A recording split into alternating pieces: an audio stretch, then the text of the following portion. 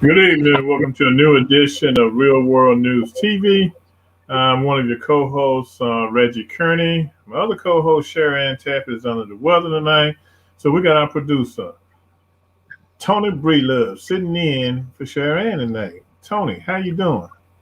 I'm doing well. How are Okay. you? Oh, I'm doing fine, doing fine. Can't complain. Can't complain. Ready to get Uh, into the show, talk about some things. So today, 1 year anniversary of the death of George Floyd. yeah, You know, yeah.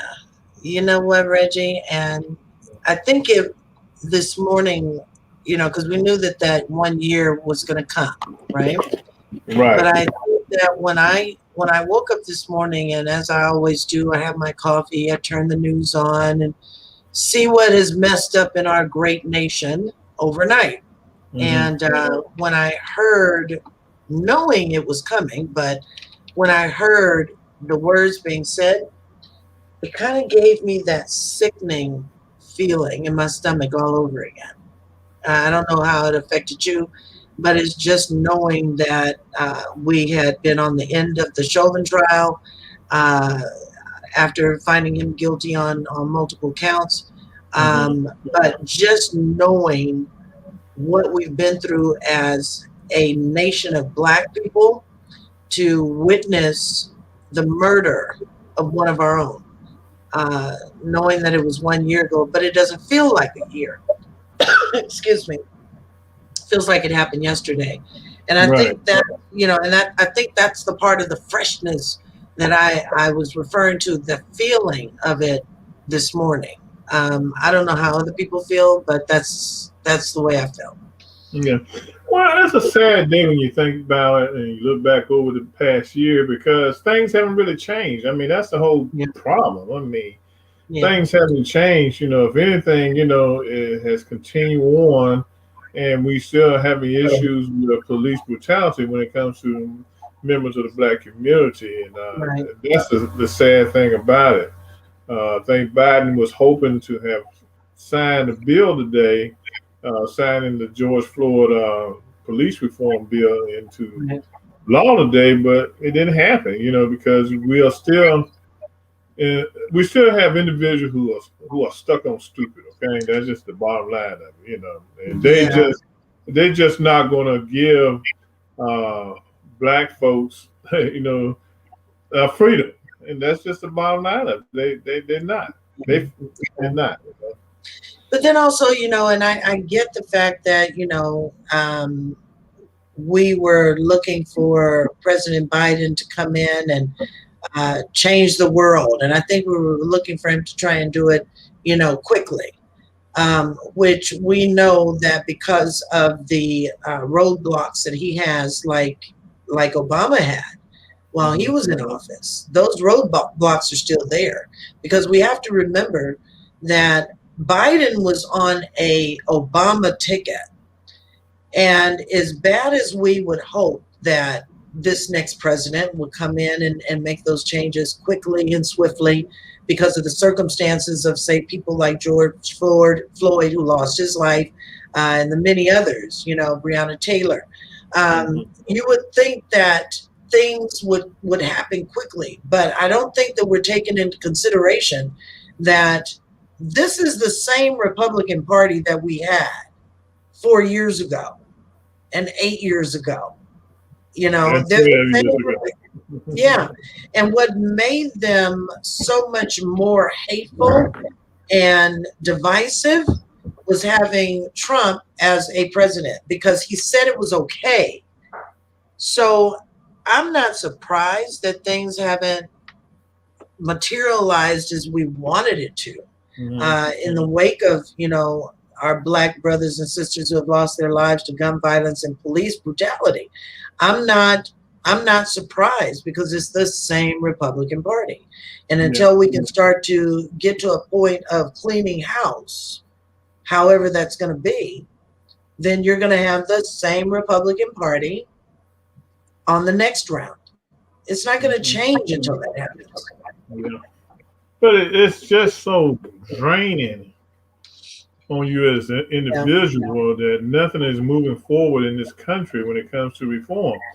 Somebody had posted something on my Facebook page. It said that and look, I'm not saying anything disparagingly about Asians. Okay, they've gone through a lot. It's been a lot of crap happening and stuff. With them facing violence and everything. But someone said, the basic caption of the picture was that the Asians did not have to march, they did not have to fight, they did not have to curse, they did not have to argue, but they passed the Asian hate bill.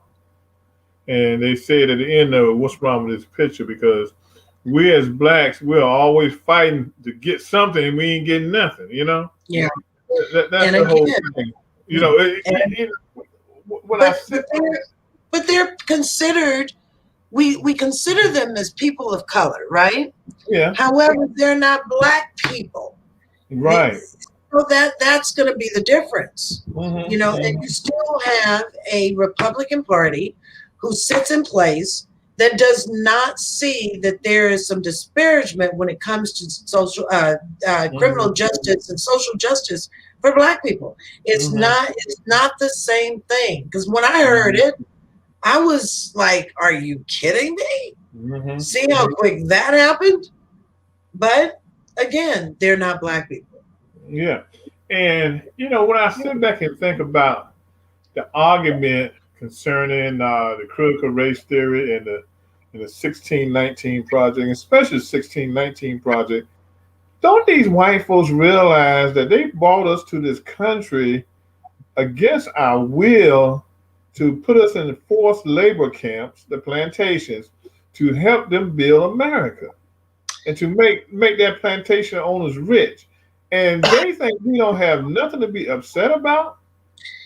But see, you know what? I don't think it's a matter of them thinking we don't have to be upset. We don't have any right to be upset. I think it's a matter of they would be forced to take responsibility of their ancestors, okay? They're the people before them who had, like you said, brought us to this country and basically, or truly under, duress.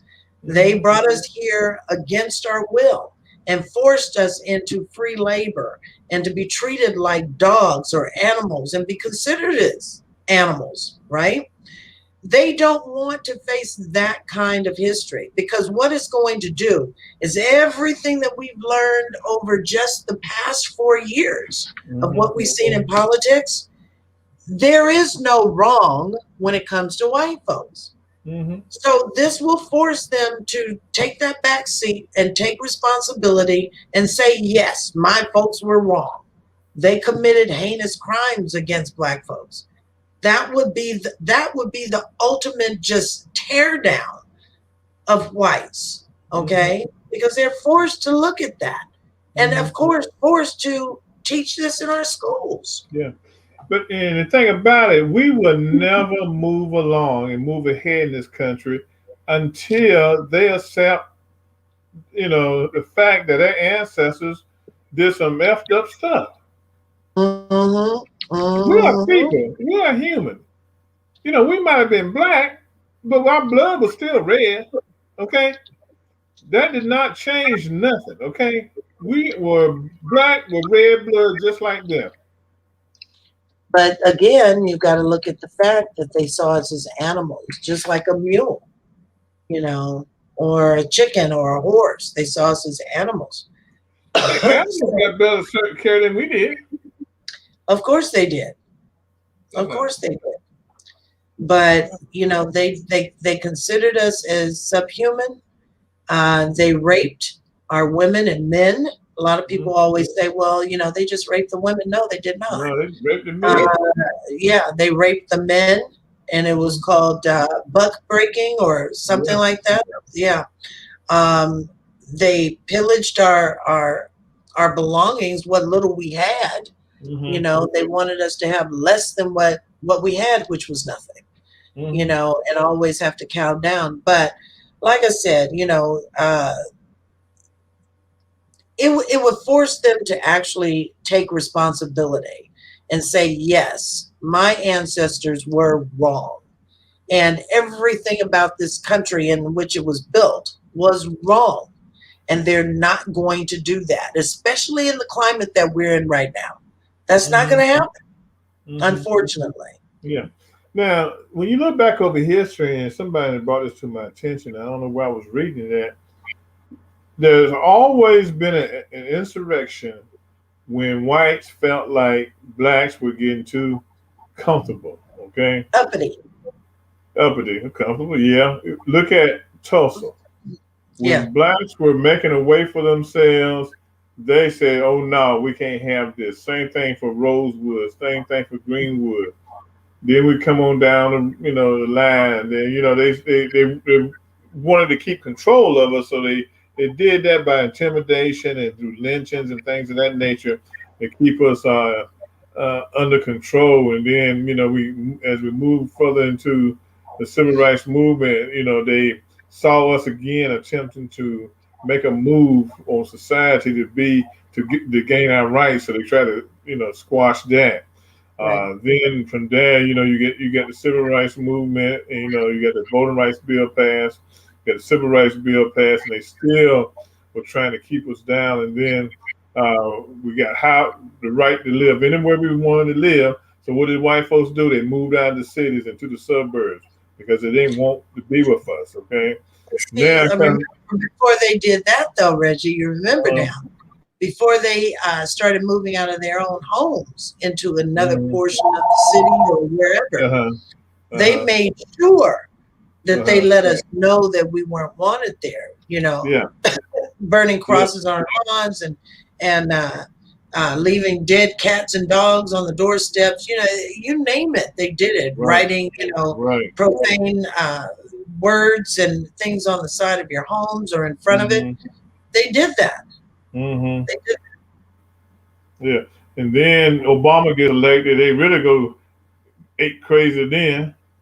Militias, guns, looking for a race war, and all that kind of stuff. They just lost their mind. And so what you had on January 6th was insurrection, white insurrection, white supremacists, feeling like they losing America.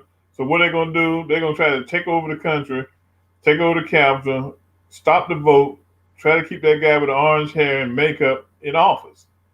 And that's where they're thinking. And that's where we are now. And people don't realize that the racial divide is large here in this country. I don't care how many white friends you have. I don't care how much, some of you all might not feel like you see racism. This country is divided racially right now. Okay. It is divided because they are scared as hell about what's coming down the road. I agree.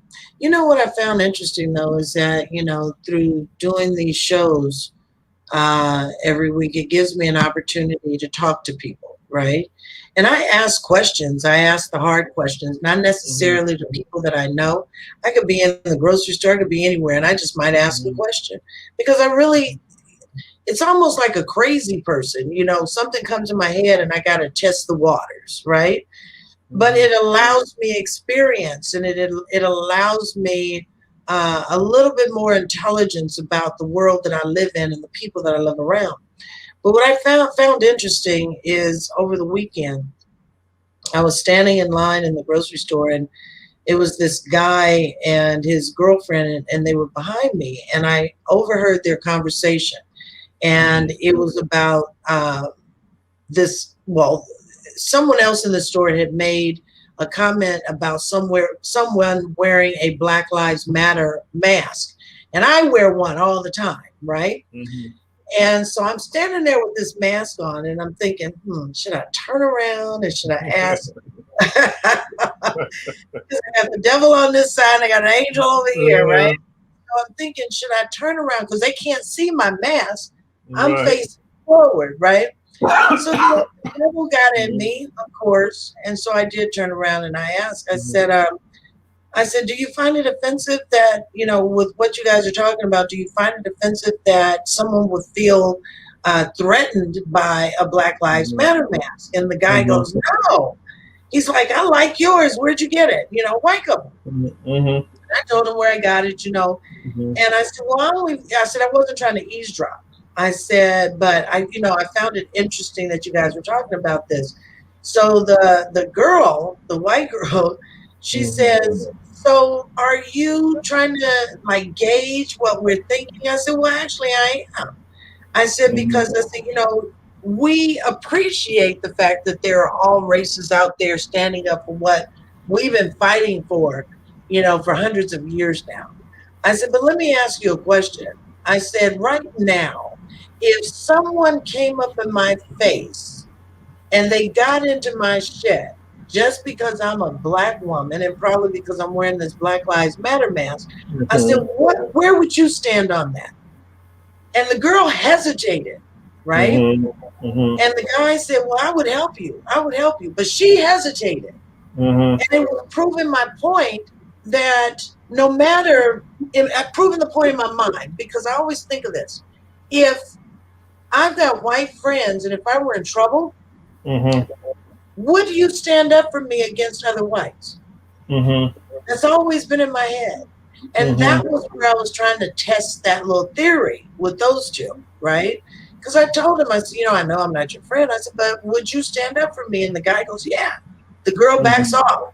She didn't say a word. So that's how I knew that it's a warm climate and it's a tepid water that you have to wade very carefully when you're dealing with white folks in these issues of Black Lives Matter. And when you're talking to them about the political nature that it exudes, right? I just don't, I'm not saying I don't trust white people, but what I can say is I don't trust them to have my better interest in a time of need. I think that most whites that have jumped on the bandwagon because they have a sense of guilt. Okay. You think so? Yeah, because if something jumped off, your instinct to survive is going to jump in. Okay.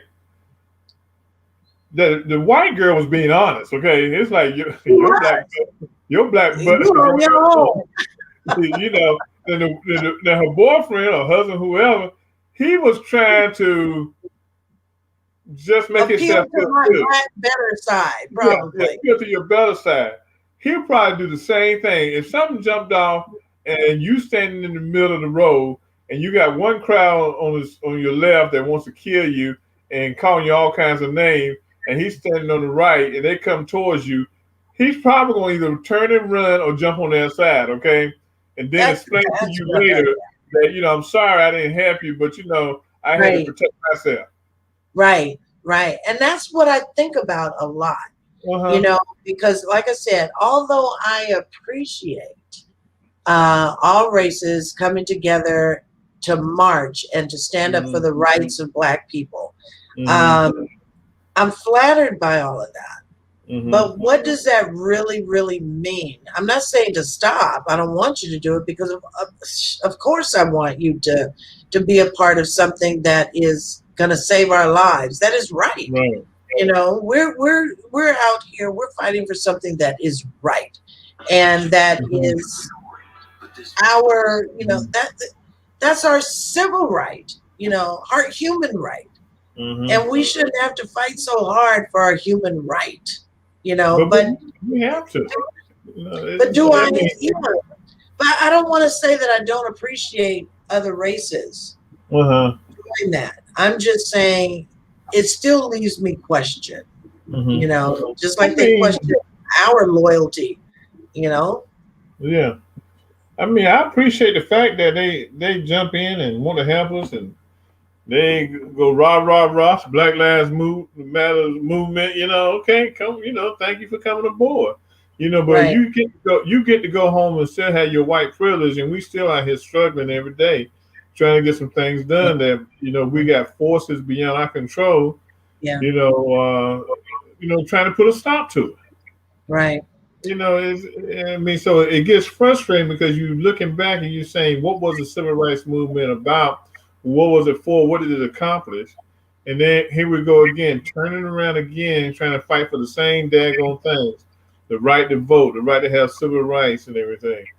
And Yeah. I think a lot of people just don't understand the frustrations in the black community, especially in your black inner cities, of what blacks are feeling, because they're feeling like they boxed in.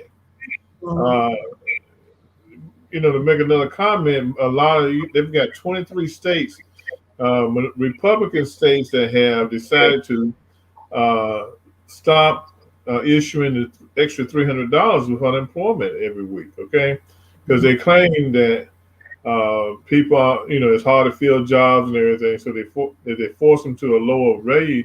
Like Mississippi, you only get, I think, a full unemployment in Mississippi is like $230, something like that. Then people might be forced to go back to work. Really? Yeah, they don't realize that. Well, they probably do realize they're hurting the black community, because who works most of these service jobs and waiter and waitresses jobs? We do. Okay, so now you Yeah. cutting $300 away from us. We can't. It's hard for us to find babysitters, because a lot of the nurseries or whatever child care places haven't opened back up. They closed, right? Yeah, so you putting a burden back of a burden back on the backs of blacks, mainly because you're a racist and you feel like we can make these folks go back to work if we take $300 away from them. Yeah, because you know what I find also interesting that you would even bring that up. I had a conversation with one of my drivers this Mm-hmm. afternoon, and she was telling me, she's basically been, well, she had retired, excuse me, and Mm-hmm. was coming back to work for a little bit, but she was thinking about just fully retiring, right? And the reason that she was considering fully retiring was because of her daughter having to work, and she has to now take care of the kids because with her daughter being divorced, um, she's a full-time mom. But the child care, when she told me child care was $1,200 a week for two children, I was blown away. Mm-hmm. And that's why you have so many people now who are staying at home. Because just like anything else, that has been price gouged, like you had when folks were buying water and you had to pay $10 a pallet for Mm-hmm. water or a case of Mm-hmm. water. Mm-hmm. But $1,200, I mean, how does anyone expect to survive and go to work and you're basically working to pay the child care per week? Mm-hmm. Yeah, it's tough. I mean, it's tough. So what do you do? If you give up your job to stay home and do childcare, how you gonna pay your bills? How you gonna live? You know Exactly. that that's the other thing. I think this pandemic has just really shown that Oh, for many in the black community, there's no safety net. it's not. I And think the pandemic was an eye opener for how people actually live. Because I mm-hmm. think even before the pandemic, we would hear, some of our newscasters on mainstream TV refer to the statement that, the average American doesn't have $400 in their savings account or $400 cushion, right? We hear that, right? But the average American, and when you couple that with being a black woman or a black man with children, trying to raise them and have a roof over your head, the average human being doesn't have $50 in their account. Mm-hmm. So I think that's why most people now are okay with sitting at home because they're getting more than what they were getting when they were actually going to work. I think that could be it. But Mm-hmm. What are they going to do September the 4th when it comes to an end? I know. I know. That's what And my but it's already coming to an end. Like I said, you got 23 states. Almost half the states in the country have cut the $300 off. yeah, yeah, yeah. It's gonna be oh, it's gonna be where businesses are not going to be able to keep up with the pace of those applications, because now you're going to become inundated. And we're already inundated with trying to hire people, because we can't even fill jobs now because people are at home and they're staying okay at home and they're okay with it. But just imagine when everybody has to go back to work. I saw on the news today where McDonald's, I don't know what the McDonald's was, they were offering iPhones. iPhone 12 to the new employees to come to work for them. Here in this area, a convenience store by the name of Wawa is offering $500,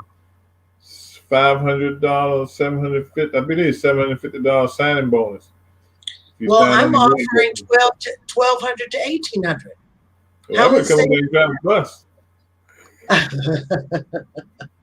But, I mean, you've got hotels here that are offering staycations, opening up suites for people, that kind of thing as a bonus. I've never seen anything like it.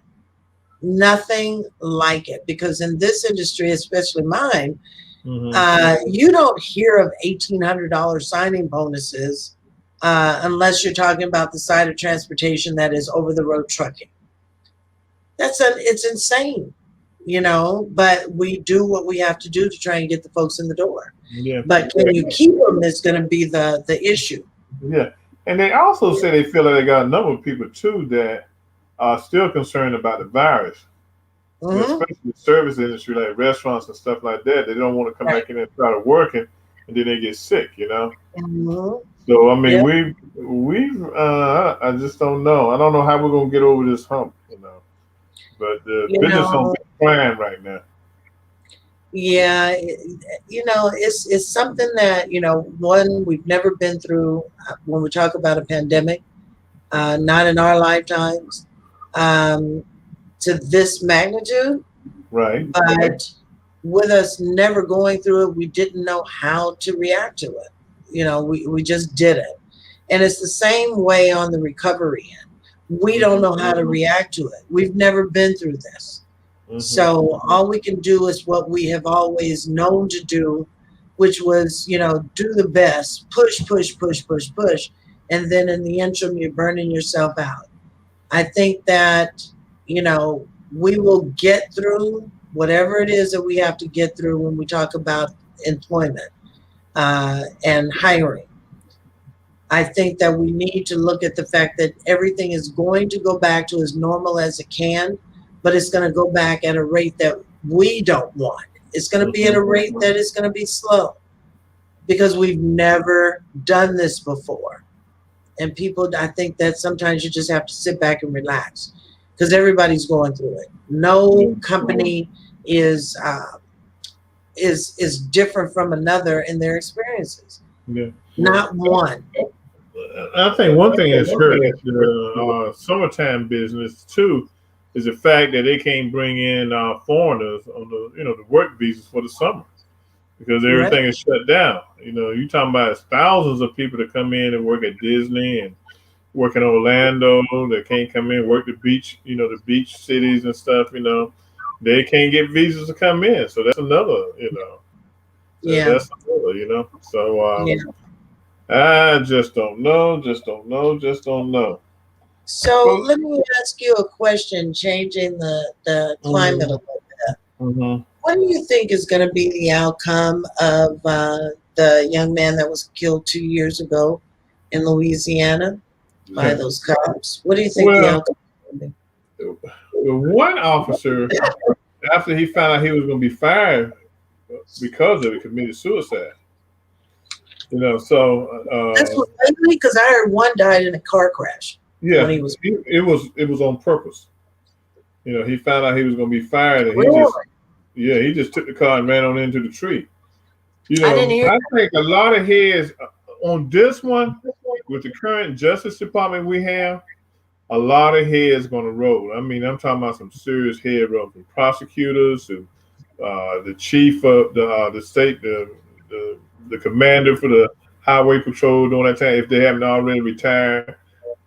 It might even be some charges brought up on the guys who were there. I noticed there was one guy just standing around looking. He could be facing charges for not trying to break it up. Not report. Yeah, And not report. So it's going to be. I think some heads going to roll on this because when you go back to Aubrey's case, okay, if no one had never leaked that tape, if we would have never known what actually happened to Aubrey. Like this one. Yeah. Like and the thing about it, with Aubrey's case, and just like Ronald Green's case, the prosecutor said, oh, we know these guys, they wouldn't do nothing crazy, just take the tape, hide it, just throw it in the drawer, we don't have to deal with it, we just pass on this one, okay? That Aubrey case, yeah, them 3 guys gonna get convicted. They're gonna probably spend the rest of their life in jail, in prison. But then I think they're gonna come back when the Justice Department gets involved in it. The people, the other side, the other group of people that were involved in it, they're gonna have to answer to the authorities. But this is the sad thing about it. We gotta hope and pray that the current DOJ can get as much done as they can in these 4 years, because we don't know what will happen in 2024. Yeah, that part scares me. Yeah, I mean, you could get somebody in the White House that's of the other party, and all you start seeing is pardons. They would do it. They don't give a crap. They don't. Because they call themselves, they're so stuck on stupid when it comes to law and order that they feel like you shouldn't touch police officers. They were just trying to do their job. It's a stressful job. They make all kinds of excuses for them. They didn't mean to do this, but the stress of the job, they were scared for their lives. You know what? I'm just sick of the whole, I'm going to use this excuse kind of thing. Because everybody now that is involved in those kind of cases, the law enforcement agencies, they know the go-to phrase. I was afraid for my life. And I'm hoping, like you said, that the Department of Justice, this administration, knows how to step in and say, look, enough is enough. Now, is it going to happen anytime soon? I don't know. I don't think it's going to happen before the next round of elections. I really don't. I think we're going to be sitting on this fence for a long time. I don't think that, as we had thought, Floyd was going to be our grace and our passage of getting these laws changed, changing things on the books or reform. I hoped that it would have been, but honestly, as we keep seeing things and hearing things in the news about more police shooting, more black women and black men and women losing their lives, I don't see it happening before the next term. I really don't. Well, you got to look at George Floyd was the type of case you just had to act on. Okay, they didn't have no choice in this one, but to act on, because if they had allowed him to walk, there would have been an international firestorm concerning this. A lot of our European friends would have said, "No, look, the United States, you can't say nothing to us. You all can't even get a conviction on a police officer that blatantly killed someone." Okay, so this is one of those cases. But I kind of feel like you feel these type of cases are going to be far few in between. Yeah. You look at the Browns case down in North Carolina. They got laws in place. Policies in place that say if the felon hits the gas, don't go after them, don't shoot at them. Exactly. They had all kinds of policies in place, but the police officers broke every policy there was. And then the prosecutor said, "Well, I can't convict him." This is a problem I have. These white prosecutors in these little small towns and these Republican prosecutors feel like when it comes to white cops, they are there to protect them. They are not there to protect them. They're there to protect the rights of the person who's dead. We hope That they're there for that that. well, they don't. They don't. They don't take in consideration. The prosecutor didn't take in consideration that Brown's civil rights were violated because of this thing, and that those Mhm. officers need to be held accountable. What they doing is, oh no, I can't charge the officers with anything because they were afraid of their lives. Okay, what about the victim? Exactly. And that's why I said I'm so sick Mm-hmm. of that phrase, that term being used when it comes to protecting officers who clearly commit crimes and murders against blacks and people of color in the streets. Mm-hmm. That's why I am just so against the use of that language. Mm-hmm. I am so against it because everybody, always would say, well, the police are there to protect and serve. Well, I don't know. I'd have to beg to differ. When you've got police departments around this nation who have little sprinkles of Klan people, and Mm-hmm. I mean, it's blatant. It's in front of us, and we're not seeing it. We're not seeing it. They are in those places for just what they are doing. Yeah. That's why they got on the force. Yeah. Yeah. I heard Joy Reid's show last night. One of the people she was interviewing, they were talking about racism and like policing and stuff like that. And he made a good point. We need to, honestly, and I agree. We need to get rid of. We need to get rid of the police departments. Okay, all right. We need to get rid of and go with public safety officers. Okay, because they need to be retrained. They need to be re. I The mean, whole what thing needs to be revamped. revamp, and they need to do that because the former policing they are doing now dates back to slavery when they had the slave patrols. Okay, so that Mm-hmm. mentality has continued on for years. It's time to shut it down and start from scratch and revamp it. I just wish that we could use the European models. When you look at, most Right. of the European countries, the officers don't carry They guns. don't carry guns. They don't. But Billy Joe and Bubba and Skeeter, they so high on the daggone second rights amendment where they got to have a gun. Got to have But a gun. but you've got the NRA, who is so deeply entwined with most local agencies, law enforcement agencies. That is why it still stays intact, because of the NRA. And there's no one that you can tell that wants to go up against the NRA. And I don't understand why. It's an organization that was based and built on the fact, of course, the Mm-hmm. rights to bear arms. But now things have shifted, and there has to be a shift with it.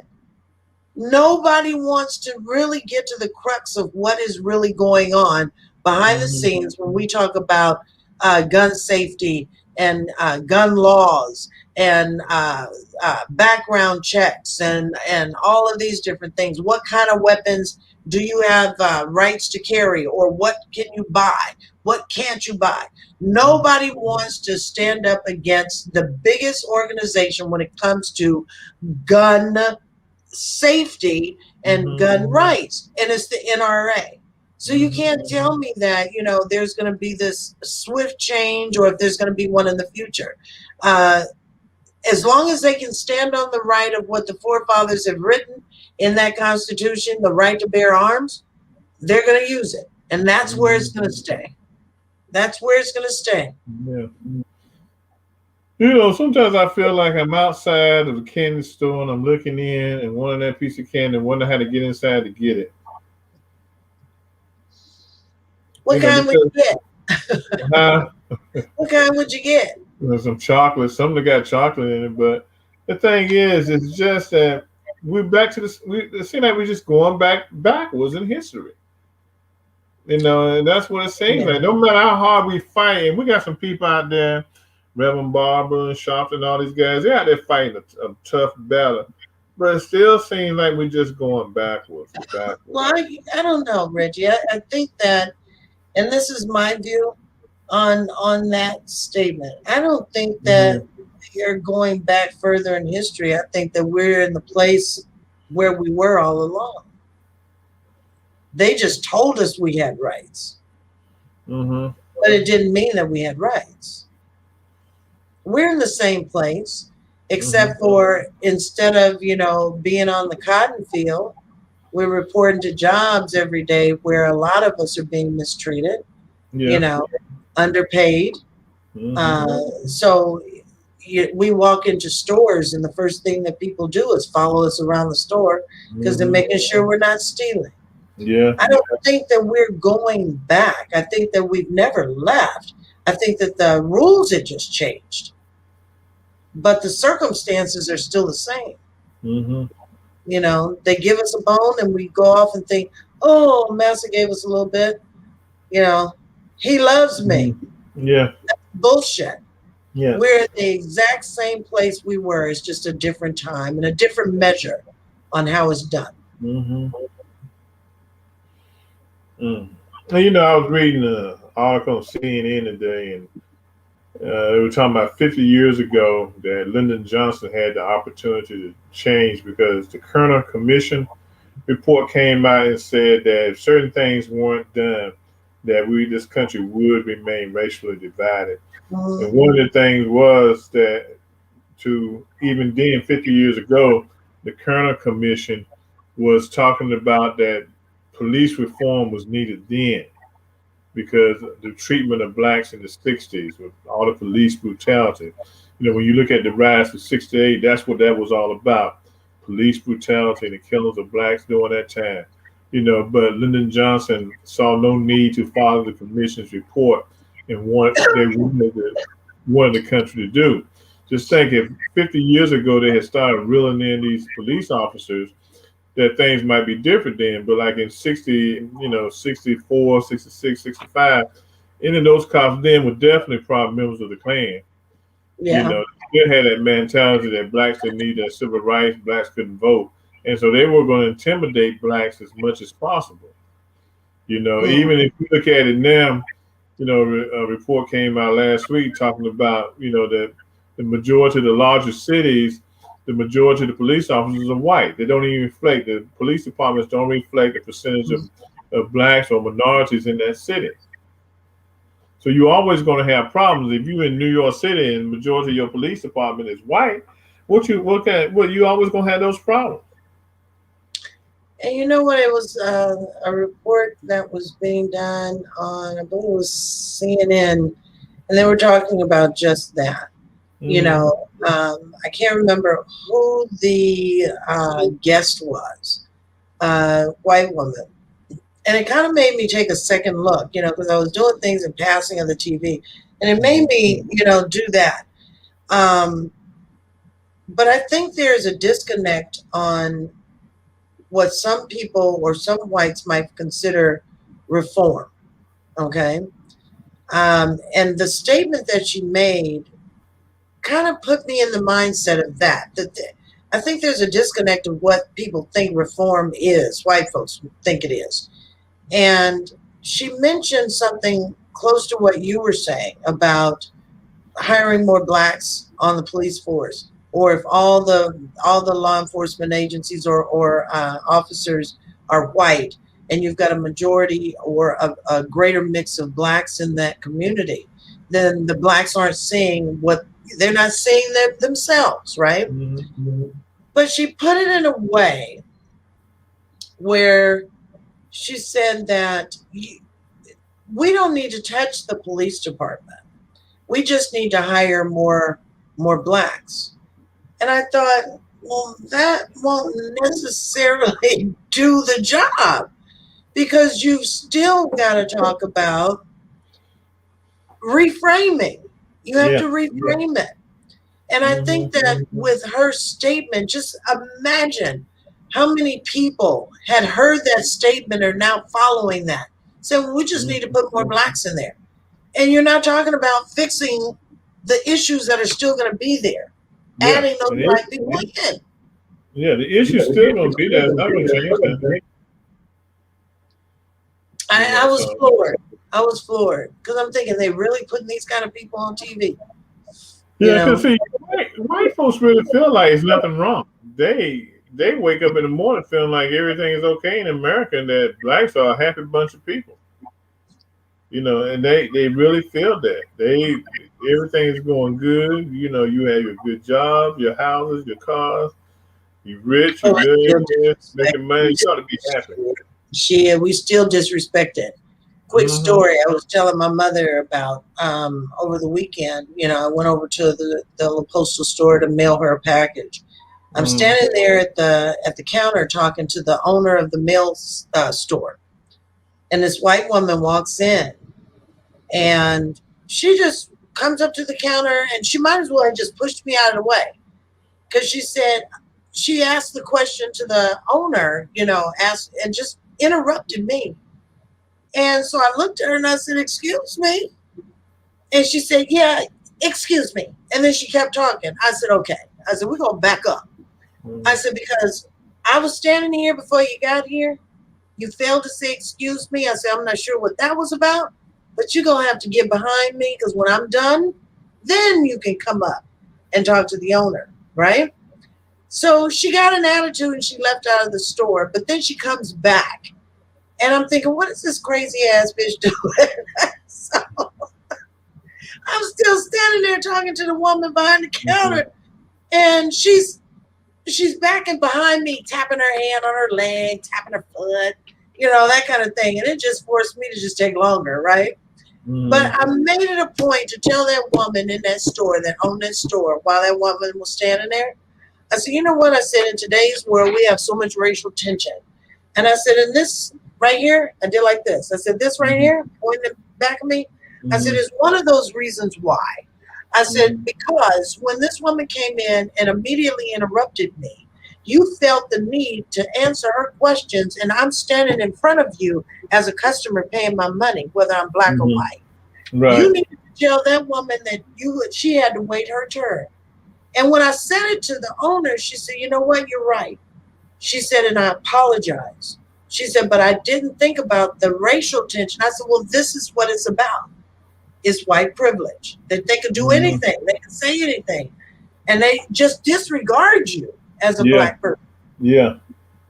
And And that, so, oh my God, but that's where we are. yeah, and that's what she felt. She felt like she wasn't doing nothing wrong by coming in and jumping in front of you and saying, "Well, look, you just wait your turn." You want to stand up there. She's gonna tell you to wait your turn. Wanna bet?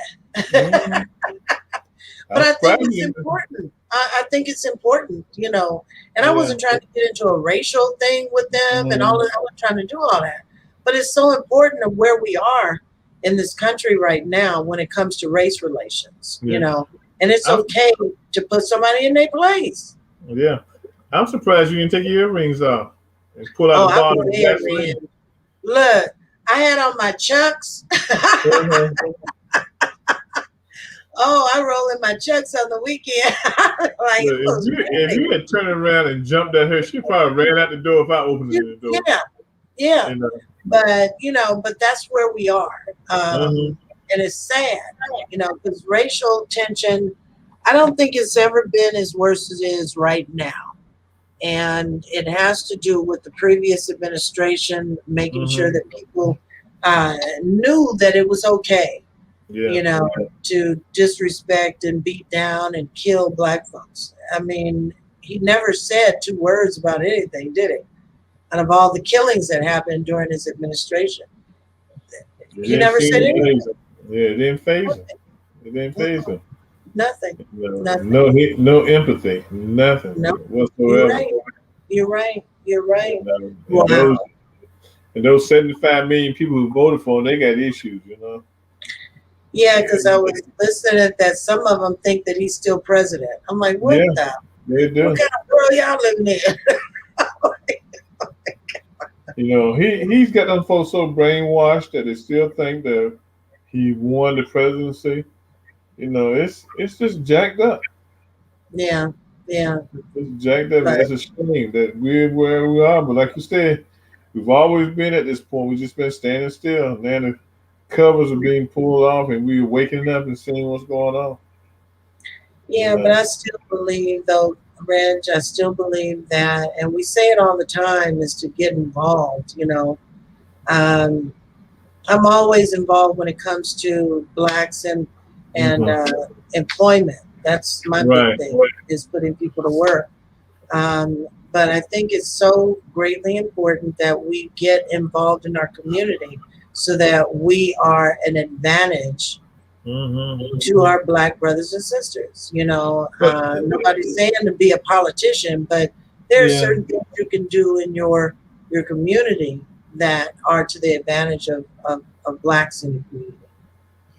but that's just a lost cause, okay? As a politician, I can say that's just a lost cause because we've gotten so comfortable in our suburban homes and we got our cars, we got our BMWs, we got decent jobs. We don't think nothing is wrong. You got a lot of blacks that just wasn't they weren't tuned in during the last 4 years. Yeah, They were getting the yeah, paycheck, the electric was on, the water was running, they were happy.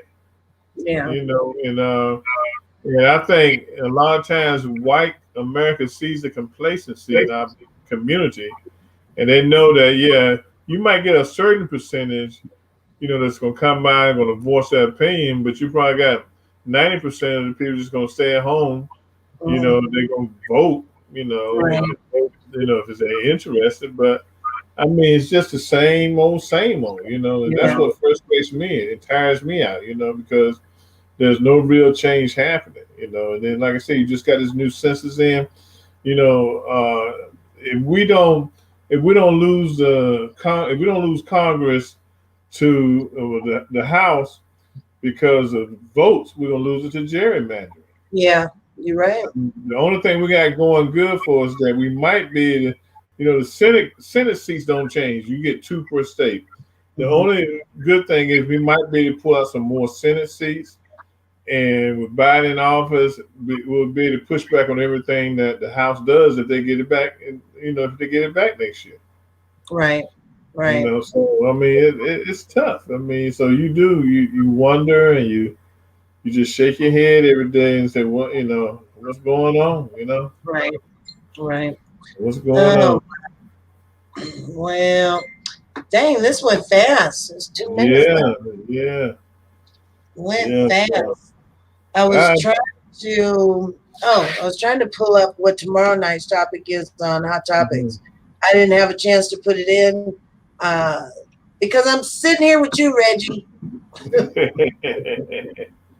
Well, hope Cheyenne get feel better. And I tell you, she going through a little I something else. know. I tell you, I tell you. Vaccine, the Yeah, vaccine, the vaccine. yeah. But it affects people differently. Yeah, it does. So, I'm just hoping that she recovers Yeah, and feels better, you know. So I'm really hoping she does. yeah. I'm trying to type in all of this stuff. Mhm. So what y'all be talking about tomorrow night? What? Oh, okay. So tomorrow night, where is that? There it is. So tomorrow night on Hot Topics Talk Radio with me and Yvonne Baker, we're going to be talking about Married and Lonely. We did this show probably about 3 years ago, Uh-huh. and it was a good show. So I'm looking forward to doing it again. We're going to kind of revamp it, of course, but I'm looking forward to it tomorrow night on Hot Topics, 8 o'clock p.m. Pacific, 10 Central, 11 on the East Coast, with me and Yvonne Baker, Married and Lonely. I'm neither. So thank you for inviting me to sit with you, Mr. Reggie. I I appreciate it. appreciate it. I I appreciate always it. enjoy the Appreciate talk. it. Always enjoy the talk. So Yeah. if you're watching in tonight, thank you so much for tuning in to Real World News TV with Reggie Kearney and, of course, Miss Chara Tappin, who is recovering. They are going to be taking next week off, so you can catch them in 2 weeks. But to catch up on past shows, you can either go to the website at hottopictalkradio.com or you can find them right here on Facebook under Real World News TV, and you can catch up on the shows via videos. So make sure that you do that. Also, make sure that you follow them so that you can get show notifications every week of what they're doing. And they also make sure to kind of post things for you during the week. So make sure that you follow them right here on Facebook.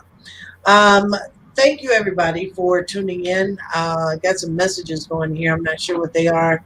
Oh, stop, Big Al. Look what Big Al said to me. What Big Al say? Tell us so cute. Big Al, this is a news show now. This ain't what's the show? The dating game. This ain't the dating game. I know. Tuesday night hookup. Yeah. Oh my God. Thank you, Big Al. Thanks for joining us, everybody. Thank you, Miss Jacqueline. I'm glad you enjoyed the show. But again, you can make sure to catch Real World News TV here every Tuesday night. Show always starts at 5:30 p.m. Pacific, 7:30 Central, and 8:30 on the East Coast. But please remember, they will be off the air next week, okay? Along with Urban Sentinel, right? That's right. Okay. And best wishes to the wife, full recovery. So I'm praying for her. All right, you guys. So we're going to go ahead and get out of here. I will see you tomorrow night on Hot Topics Talk Radio, me and Yvonne Baker. Make sure that you do go back and watch the shows for Real World News TV. Okay? Make sure to share with a friend. They would enjoy it. Yeah. Yes. All right. So you guys take care. Have a wonderful rest of your night and a great week if I don't see you. All right. Good night, everybody. I'm trying to get to the right space. Good night, everyone. Good night, everybody.